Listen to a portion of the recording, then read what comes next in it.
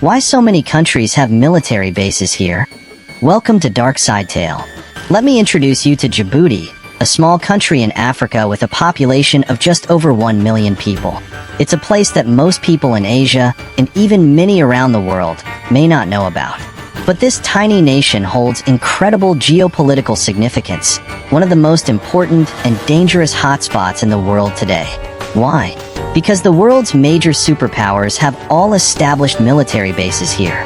If you look at the map of Djibouti, you'll notice that the US has a military base here, the only American base on the entire African continent. Then there's France, which has not one but 2 military bases in Djibouti, and right next to those is Japan's only foreign military base in the world. Right beside Japan's base is Italy's military presence, and not far away, you'll find a naval base belonging to France. And next to that are military camps for German and Spanish forces. Across the way, China has established a massive naval base as well. As if that weren't enough, India, Russia, and Saudi Arabia are also negotiating to set up military bases in Djibouti. So it's clear, Djibouti might be the only country in the world where so many global superpowers have military bases. The question is, what makes this small, seemingly insignificant country so vital that the world's most powerful nations are vying for a foothold here? The answer lies in Djibouti's geographical location. It sits just opposite Yemen, to the west of the Bab-el-Mandeb Strait. This narrow 28-kilometer waterway is one of the world's most crucial choke points for maritime trade. Ships passing through here from the Indian Ocean enter the Red Sea and then traverse the Suez Canal, ultimately reaching the Mediterranean Sea. This is the shortest route connecting Asia and the Middle East to Europe, and it's particularly vital for the global supply of oil and natural gas. Around 10% of the world's oil and 6% of its natural gas pass through this narrow strait. These supplies come from the Persian Gulf, home to countries like Iran, Iraq, Kuwait, Bahrain, Qatar, Saudi Arabia, the UAE, and Oman. This region holds the world's largest reserves of oil and gas. 50% of the planet's oil and 40% of its natural gas are located here. This makes the Persian Gulf the most geopolitically significant region of the 21st century, as the world's energy supply largely depends on it. Oil and gas from the Persian Gulf are loaded onto massive ships and pass through the Bab-el-Mandeb Strait, heading toward countries like Pakistan, India, China, South Korea, and Japan. Some of it also heads across the Arabian Sea, through the Indian Ocean, and into Europe via the Suez Canal. In 2022, 20% of Europe's oil imports and 24% of its gas imports came through this route. If anything were to block the Bab-el-Mandeb Strait, Europe would face an economic crisis, as the only alternative route is much longer, around the entire African continent. This would not only increase costs and time, but also expose ships to far more dangerous waters. We saw a glimpse of this in March 2021 when a ship got stuck in the Suez Canal, costing the world economy an estimated $9.6 billion. For Saudi Arabia, the Bab-el-Mandeb Strait is even more critical.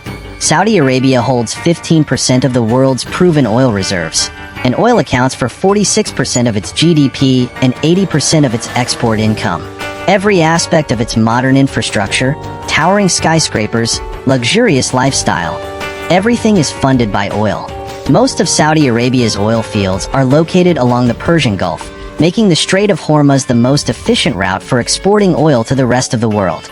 But this strait is vulnerable, particularly to Iran, Saudi Arabia's chief regional rival.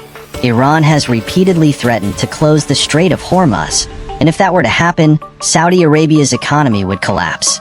To mitigate this risk, Saudi Arabia has built a 1,200-kilometer pipeline from its eastern border to its western coast, allowing some oil to be transported to the Red Sea and then shipped out through the Suez Canal.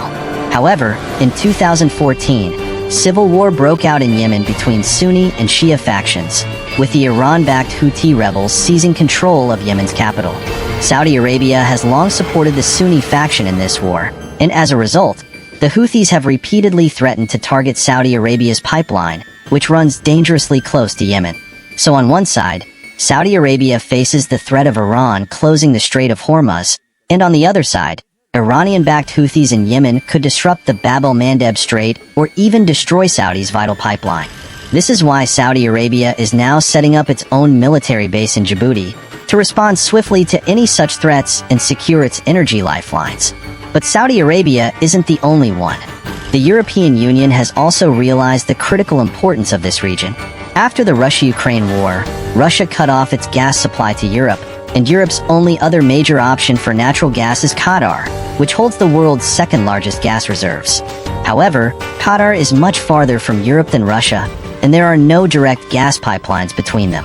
To solve this, Qatar is investing billions in technology to liquefy gas, transport it via container ships, and send it through the Strait of Hormuz and Bab-el-Mandeb to Europe via the Suez Canal.